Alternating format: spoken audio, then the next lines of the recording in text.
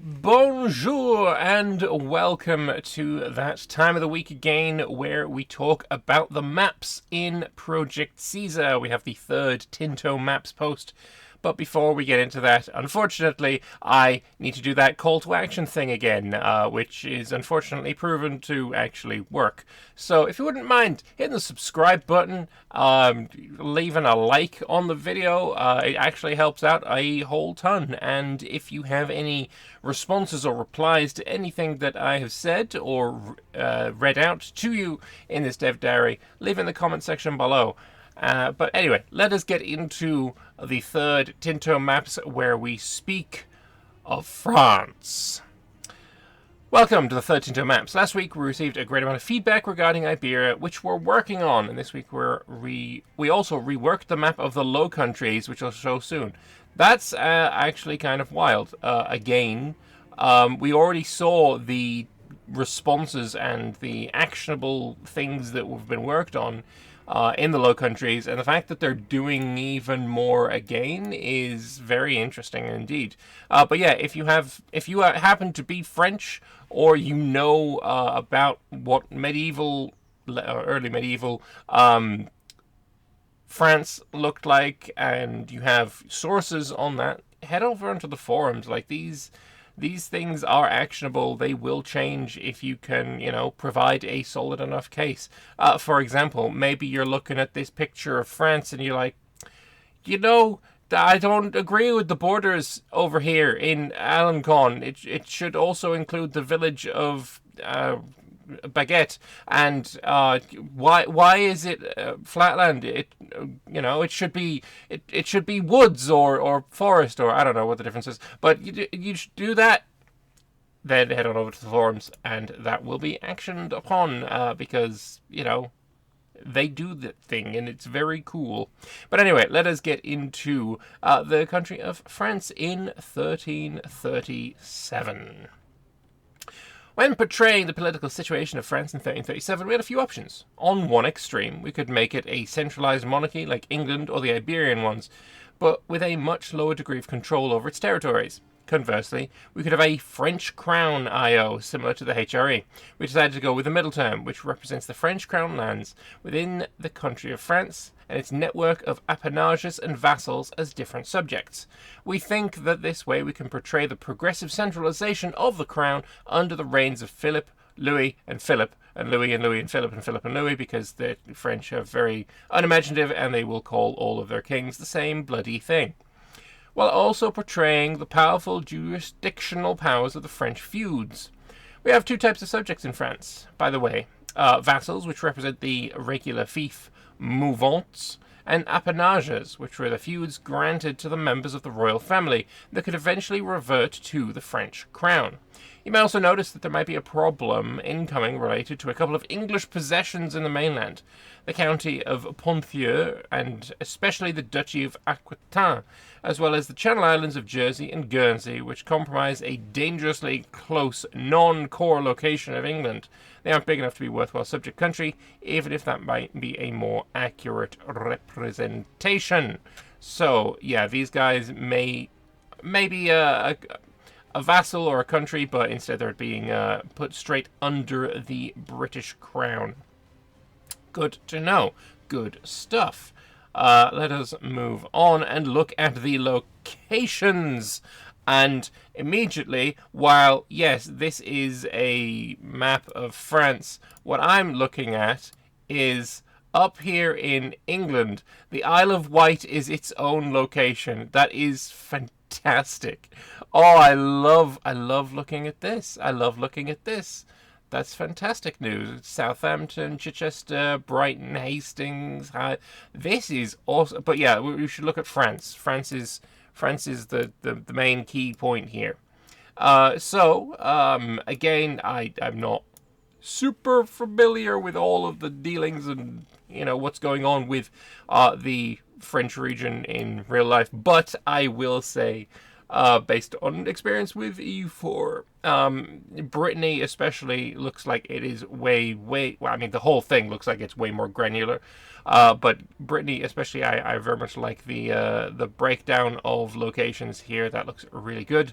And yeah, this is looking pretty neat, and I love the granularity of the game that we've seen so far. And honestly, not a lot of these places look difficult to pronounce.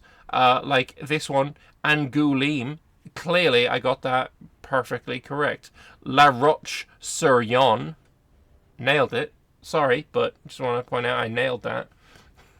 But anyway, let us move on and look at some more maps. An interesting distribution of locations. I agree with that. Some names may be a bit long, so please blame the French. Naturally. And ask if you want to know which location it is. Perfectly reasonable.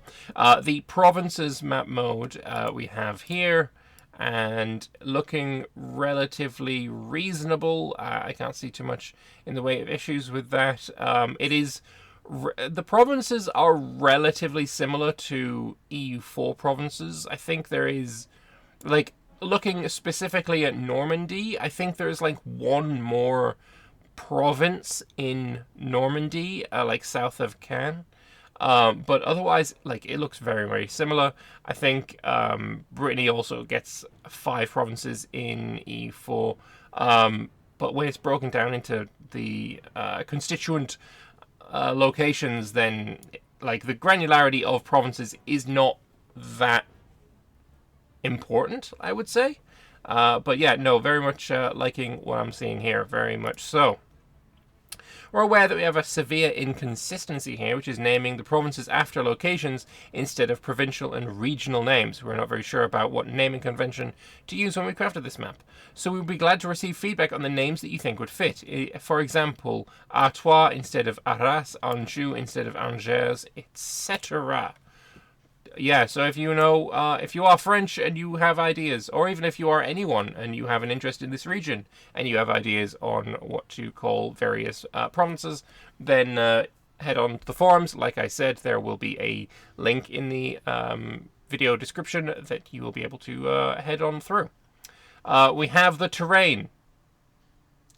Fair enough, it's mostly oceanic. Or this is the climate. Right, oceanic. What was the name of it?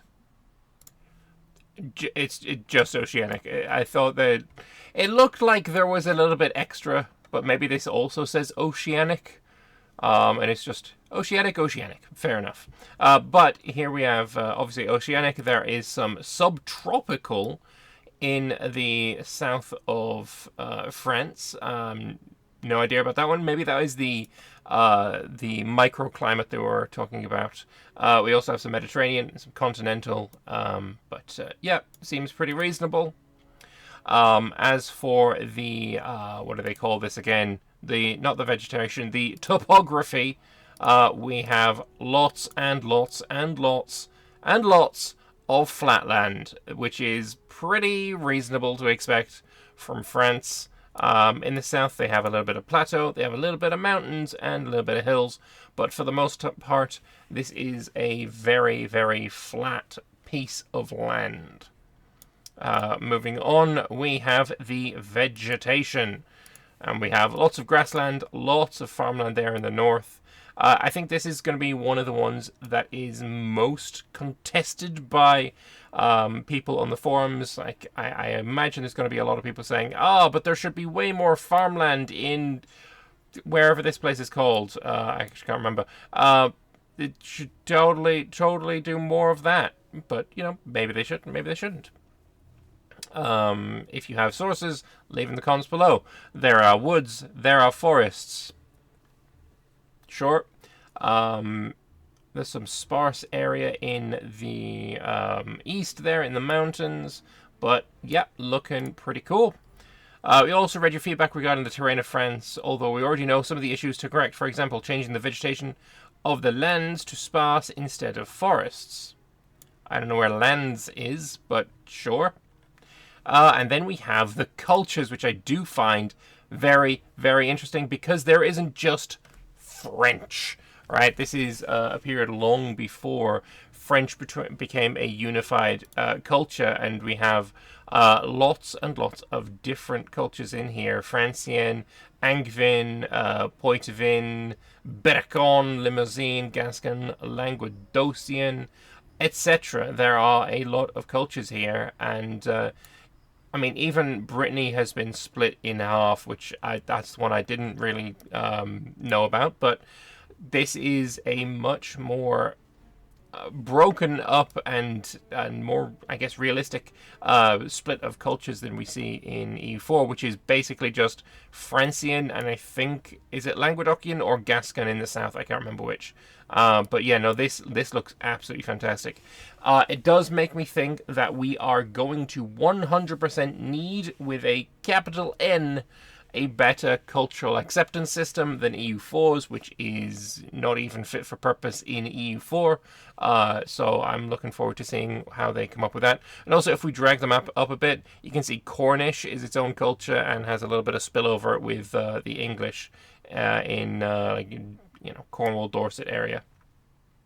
Moving on, actually no, not moving on, let's read this. Although there are two big cultural divisions in French cultures, Languedoil and Languedoc, we think that their regional subdivisions would make the situation more accurate for 1337, where there's a long way until the cultural unification of France. Yes, this happened like the 1800s or like 1800s. I'm pretty sure Napoleon was responsible for like stamping out like a bunch of these minor cultures.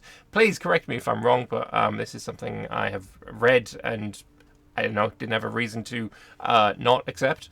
But yeah, let me know if I'm wrong. And that's why Breton is like a minority language in France today, but the rest basically speaks Parisian French. Moving on to the religion map mode, super interesting. We have Catholics. Cool, moving on. Not very interesting situation. Only 0.8% of the population is of a different religion, and that is Judaism. We haven't portrayed any Catholic heresy yet. Maybe Cathars should still have some room. In the Languedoc, such as Montailu, an Occitan village from 1294 to 1324 points to. Also, while taking the screenshot, we improved the view of this map mode, making it more responsive to zoom levels. Nah, we don't need to do that. Zooming should not change what your map looks like. It just shouldn't. Just don't do that. I don't need you to do that. I don't want you to do that.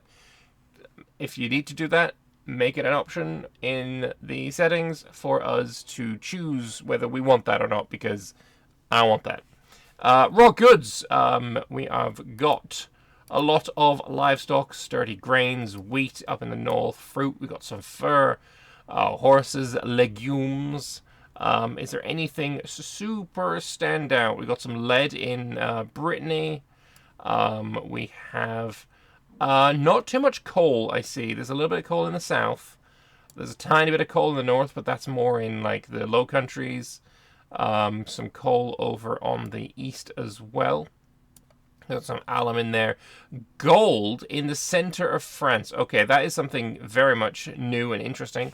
I was not aware of that. But yes, I think this is all pretty cool and decent. Wine is definitely a big contributor to the French economy here, and the French and Italians in the comments can decide which is better, French or Italian wine. That's not an argument I'm going to get in the middle of, because I don't like wine. But anyway, I think this is awesome. I love seeing these raw material maps. I think they look fantastic. I'm so happy to see all this stuff. Copper there and tin. Mix that to make bronze, 2-to-1 or 3-to-1. I don't know. I'm remembering from RuneScape, not really anything else. And my favorite trade good of all, we have medicaments. We do, in fact, love the medicaments here. The gold mines in the center of the map are going to die, as they were exploited only in recent times. Oh, never mind. Never mind on that one. But hey, we have the market, and instantly I see something super interesting. All right. First of all, I think this is going to change. I think we are going to see these mountains make traversal across for trade really, really difficult. So I'm expecting this area to probably swap to the Parisian market, or maybe a little bit of the Barcelona market. I'm seeing something super interesting, and that is Market exclaves. I would like to know how, when you have a system of markets where it's all based on your how easily you can access that market as to which market you're in. How does this have more access to the Parisian market than the Bordeaux market, when it is obviously so much closer, and areas surrounding this Bordeaux market still have decent contact? I don't understand that. Is it perhaps its own separate country? Let's go back to the first map a second. It is this per country. Okay, so maybe I'm thinking here. I don't know what per. It's obviously the shortened name for something, but maybe someone can let me know what per is. Maybe the per country here has blocked trade with England, so blocked trade with Aquitaine, blocked trade with the Bordeaux market, some kind of embargo situation, and therefore it is forced to change markets to the Parisian one, even though it is far closer and it would be far more beneficial for them to be a part of the Bordeaux market. That's what I'm thinking. And maybe the same situation over here. Though this looks more like they've blocked access to the Parisian market. And what country would that be, I wonder? That's a little bit of Savoy, a little bit of Vienne Mons. So maybe that is the case, that these guys also don't like France. Is this a hint at the diplomatic situation of the map of the game? Potentially, potentially. We also have a little bit of the London market seeping into northern France here, which is very cool. All right. Moving on, we have another super interesting map. Firstly, though, Paris already had replaced the fairs of Champagne as the main trading centre of the region, driven by the growth of crown lands and the royal power of the 13th century. Apart from that, we have the market at Bordeaux in Aquitaine. And now we have the population map, which is just huge. 374,000 in Paris, for example. We've got hundreds and hundreds of thousands. This is a very, very heavily populated region of Europe, which makes sense considering there's so much wheat and livestock and sturdy grains. Like, this is a breadbasket kind of situation. So we have lots of very highly densely populated places. We have, what is that, 1,070 people living on Jersey and Guernsey. Although this also makes us aware of the fact that Jersey and Guernsey are going to be one single location rather than two, which is fine by me. But yeah, okay, I love that. Very interesting. I love seeing population numbers. Pops are way better than dev, so I love seeing that. And then finally we have this, which is when you have the country clicked of they clicked Paris, what is the population numbers? It looks like it's doing population numbers for provinces, like a layer above. But here we have a gradient map mode, which maybe Paris wasn't the best one to click considering how completely dominant it is. Maybe if you click somewhere a bit less dominant, then you're going to get a better distribution. But you just see how centralized the population is in France. But yeah, this is also showing different countries as well. There's 1 million people in Normandy. There's 1 million people in Brittany. It's a shame we can't see England off the top of the map. But yeah, I like this. I like this a lot. That was very nice for them to show. That's all for today. Next week we'll move on to the northeastern part of Europe as we look at Poland and the Baltic region. Awesome. I'm looking forward to that for sure. If you have anything that you want to say about this Tinto Maps post, say you think that the population of I don't know, Trois-Évêchés is totally, is totally wrong and should totally be something completely different, head on to the forums and let the devs know. If you have any comments on my video, then head on to the comment section below and let me know. And also, I just realized we have the first instance of golden arrows. I love this. I love this. This is showing trade. I like trade. I wish to know more about trade.